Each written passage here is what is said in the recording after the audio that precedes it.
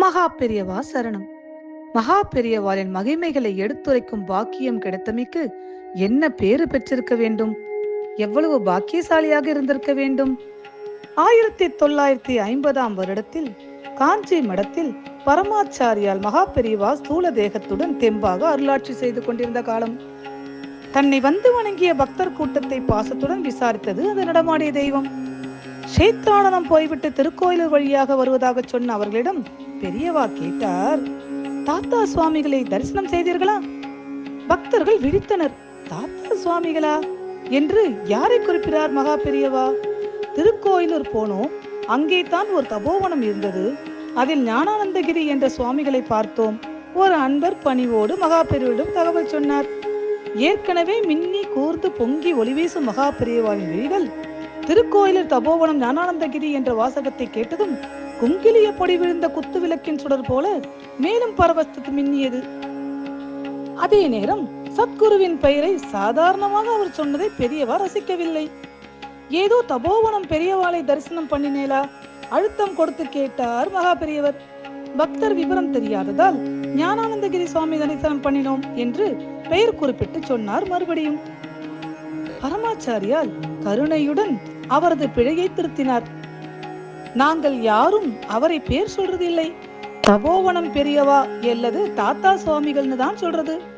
மேலும் மேலும் விளக்காமல் ரத்ன சுருக்கமாக சொல்லி நிறுத்திக் கொண்டார் மகா பரமாச்சாரியார். புரிந்து கொள்ள வேண்டியவர்கள் புரிந்து கொள்ளட்டும் என்று நினைத்தாரோ? சத்குரு ஞானானந்தகிரி சுவாமிகள் என்று அற்புத புதிரை மகா பெரியவர் வியந்து போற்றியதை நேரில் கண்டு கேட்ட அன்பர்கள் பரவசத்தின் உச்சிக்கே போனதில் வியப்பில்லை தானே.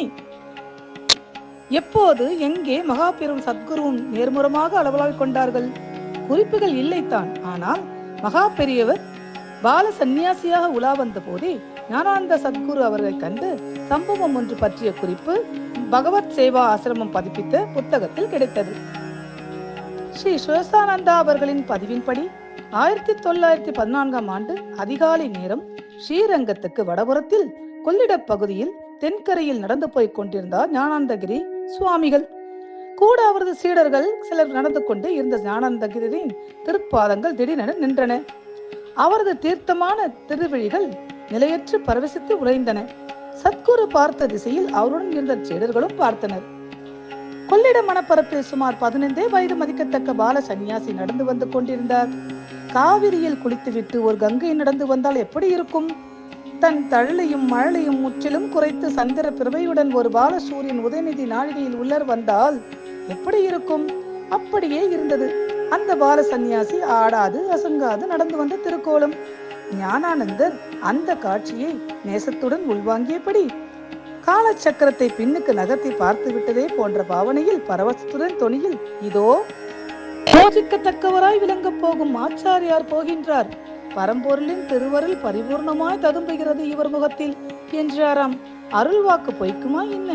அந்த பால சந்நியாசியாக 1914 சத்குருவால் பார்க்கப்பட்டவர் மகா பெரியவராய் நடமாடும் தெய்வமாய் பூரண பெருவாழ்வு வாழ்ந்து அருள்பாலித்த ஸ்ரீ சந்திரசேகர சரஸ்வதி சுவாமிகள் என பரமாச்சாரியார், காஞ்சி பரமாச்சாரியார்.